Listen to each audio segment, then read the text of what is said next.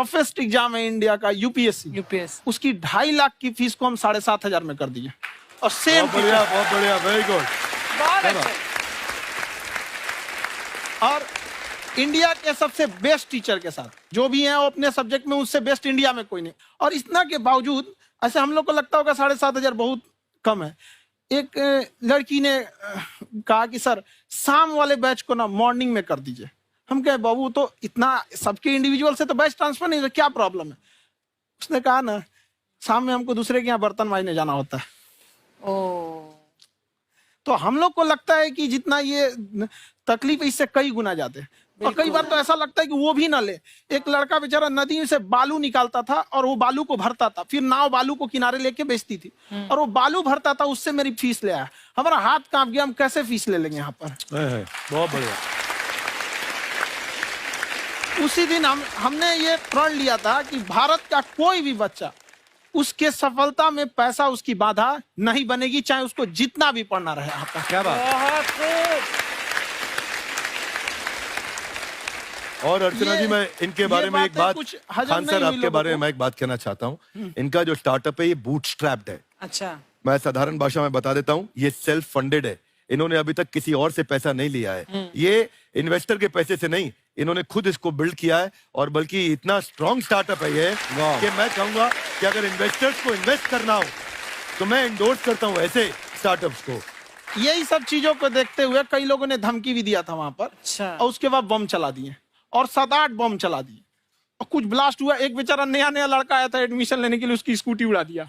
वो आया था, कहा कि सर हम तो पढ़ने आए थे, हमारा स्कूटी उड़ गया। हमारी ऑफिस उड़ा दिए सब। एक तो पास में आके गिरा और नहीं फटा वो।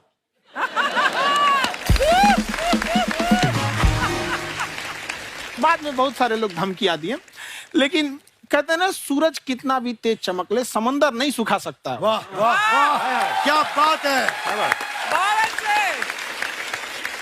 मैम एक्चुअली ये फीस कम करने का एक और रीजन है। 2.5 लाख 3 लाख की जो फीस में सब लोग पढ़ाई अफोर्ड नहीं कर पाते। इसलिए वो कुछ ही लोग अफोर्ड कर पाते हैं, तो उनका मेंटल लेवल तो बहुत ऊपर चला जाता है। लेकिन एक पूरे देश का मेंटल लेवल थोड़ा सा स्टेबल नहीं हो पाता। तो जब फीस कम रहेगी तो हर वो लड़का तैयारी करने के लिए आगे आएगा जिसका सपना है देश के लिए कुछ करने का। सीटें लिमिटेड हैं, उन्हें को मिलेगी, लेकिन जिन्हें नहीं मिलेगी उसे मिलेगा देश का एक जिम्मेदार नागरिक। तो इस देश को बदलना। क्या बात है।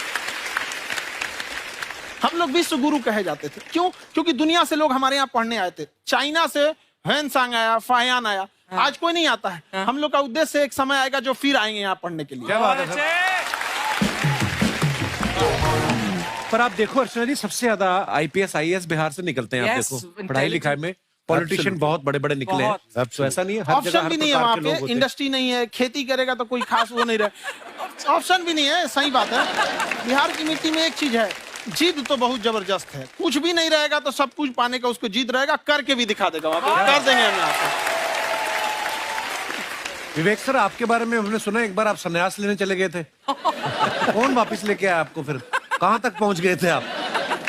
नहीं, मैं एमबीए की पढ़ाई के बाद मैं ये सोचा था कि अपना जीवन भगवान की सेवा में समर्पित कर दूं। अच्छा जी। बहुत साल मैं वृंदावन में रहा था और गुरुकुल में रहा था। अच्छा। और वहाँ सेवा करना, बहुत अच्छी शिक्षा मिली। मैं बोलता हूँ मेरी असली एमबीए वही थी, मोस्ट ब्यूटीफुल एसोसिएशन। वाह। और मैं वहाँ भगवत गीता पढ़ी, जहाँ मुझे गीता से लगाव हुआ।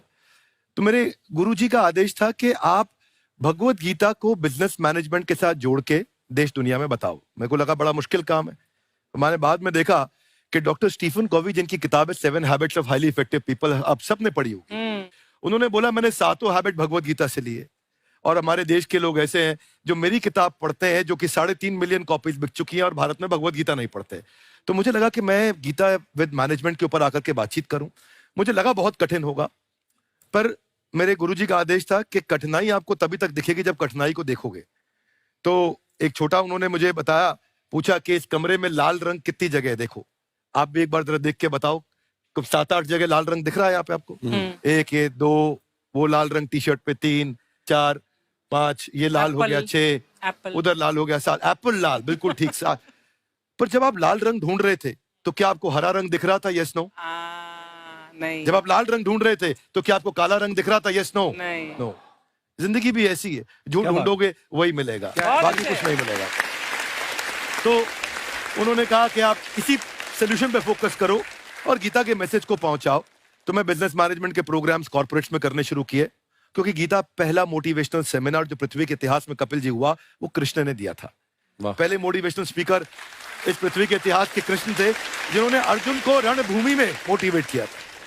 बड़ी पेशेंस कृष्ण ने अपने लीडरशिप क्वालिटी से दिखाई, वो मुझसे मुझे बड़ा इंस्पायर किया, वो चर्चा ने इंस्पायर किया और डिस्कशन ने इंस्पायर किया। तो उस डिस्कशन को मैं आज भी लेके चलता हूं अपने साथ। कहां सर, हमने सुना है आप 5 स्टार में रुके थे कल और नीचे जाके वड़ा पाव खाने गए आप रेहड़ी पे। एक्चुअली क्या है ना कि वहां जो चीजें सीखने को मिलती है ना, खाली पेट और खाली जेब इंसान को जो सिखाते हैं वो किसी यूनिवर्सिटी कॉलेज में नहीं सिखाया जाता। और गरीबी बड़ा बेशरम चीज होती है।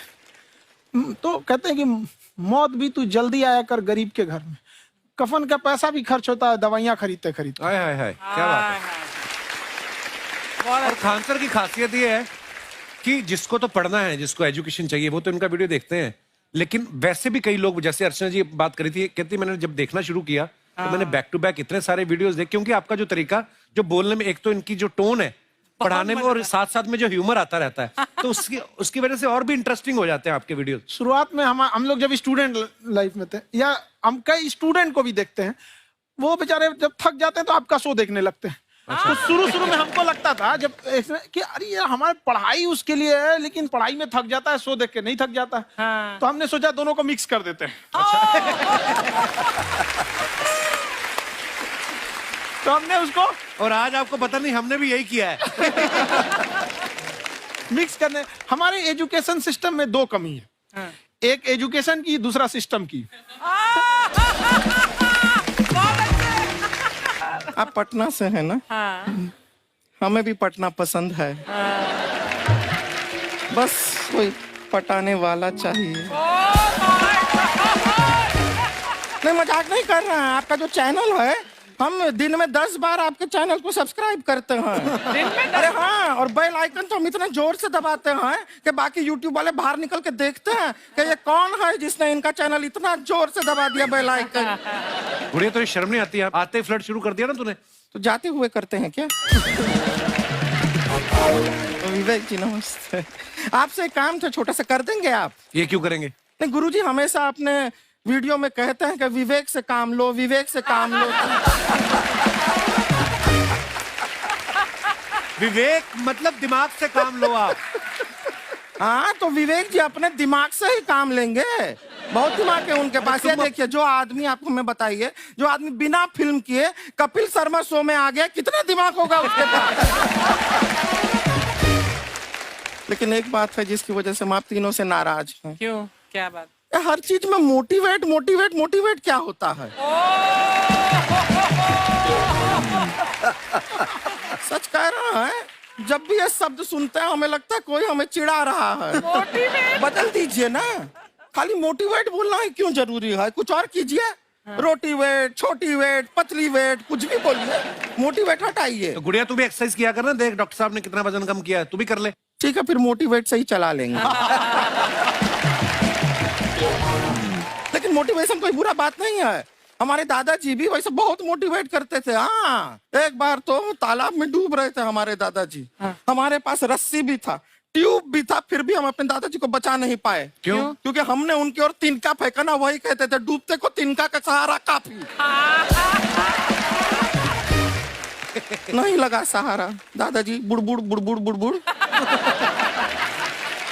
गुड़िया, तू क्या करने आई इधर? अरे हाँ, हम क्या करने आए हैं, एक पूछना था सर, खान सर। ये जो हमारा एक चाचा का लड़का है, उसको क्या है, थोड़ा पढ़ाई में प्रॉब्लम हो रहा है। तो 12वीं का पढ़ाई आप उसको अच्छी तरह करवा के 12वीं पास करवा देंगे आप? करवा देंगे, वेरी गुड, बात कर लेते हैं। हाँ, राम सरोवर, देखो हमारा बात हो गया है। ये 10वीं जो तुमसे नहीं दिया जा रहा है वो नहीं देना है।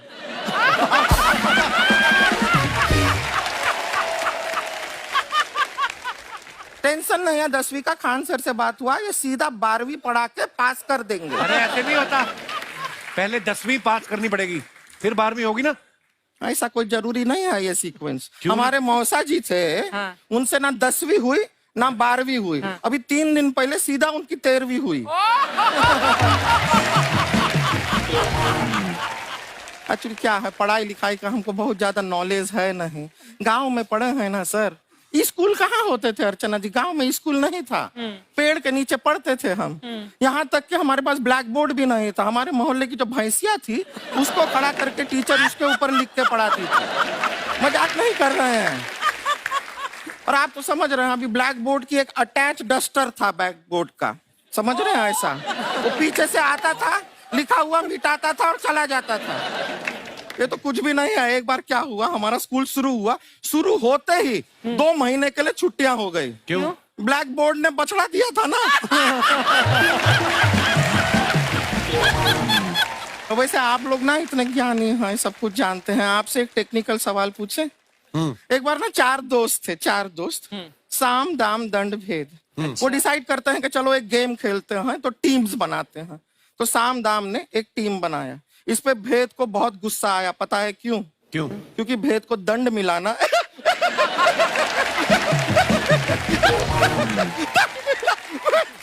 ये सिर्फ हंसती नहीं है सर, थोड़ा सा पेट्रोल पिला दो स्टार्ट भी हो जाती है। इतना है कि और भी बता दीजिए, जब हम बीमार होते हैं हम डॉक्टर के पास नहीं मैकेनिक के पास जाते हैं, और डिटेल दे दीजिए। ऐसा कुछ नहीं है सर, ये बोलते हैं खाली। लेकिन अभी एक रिक्वेस्ट था सर, हमारा एक भाई है, पुरुषोत्तम नाम है उसका, वो गांव से आया हुआ है। आप लोग थोड़ा उससे सब बातचीत करेंगे, थोड़ा उसको प्रोत्साहन देंगे। और शर्मा जी, आपसे भी एक रिक्वेस्ट था, आपसे हमने कभी कुछ मांगा नहीं है।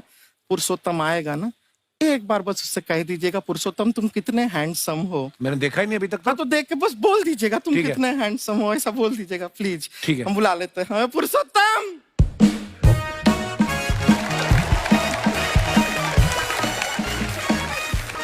ये पुरुषोत्तम है। वाह, तेरा भाई बड़ा हैंडसम है। है तो हमारे खानदान में सब हैंडसम है, ज्यादा चापलूसी करने का जरूरत नहीं है। देखा हमारा यहाँ पे कितना चलता है। एक नंबर दीदी, एक नंबर। सब लोग हैं, नमस्ते कर दो। ये बड़ा अच्छा लड़का है, गांव में ना भैंस चराता है, इसको थोड़ा मोटिवेट कीजिए ना। नहीं तो मतलब भैंस चराता है तो मोटिवेट करके क्या होगा, शेर चराएगा बाद में। अरे शेर चराएगा तो शेर इसको चर नहीं जाएगा। नहीं नहीं, ऐसे हम खाली कह रहे हैं, तुम्हारा चेहरा थोड़ा बकरी जैसा है ना, तो वैसे ये सब बड़े बड़े लोग हैं। इनको बताओ कहा क्या बनना चाहते हो जीवन में आगे?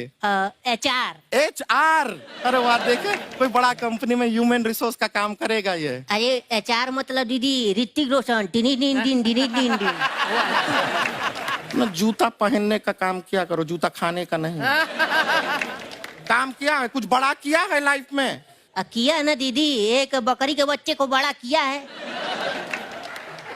तो क्या जिराफ बना दिया बकरी के बच्चे को? अरे कुछ अलग किया है। हाँ दीदी, अलग किया है। वही बकरी का बच्चा भैंस का दूध पीने जा रहा है, तो हमने उसको अलग किया है। इससे नहीं होगा, मैं रहने दो, इधर आओ। ये देखो इतना बड़ा बड़ा लोग बैठा है, इनके सामने ऐसा बातें करोगे? इनसे मिलो, इनसे मिलो। विवेक जी तो कितना मार्केट के बारे में भी जानते हैं, मार्केट का कोई सवाल पूछो इनसे। सर परसों जो है मार्केट में हमारी साइकिल गायब हो गई, आपने देखा है क्या? हमारी साइकिल गायब हुई ना, हाँ। इसलिए दिमाग से पैदल हो तुम।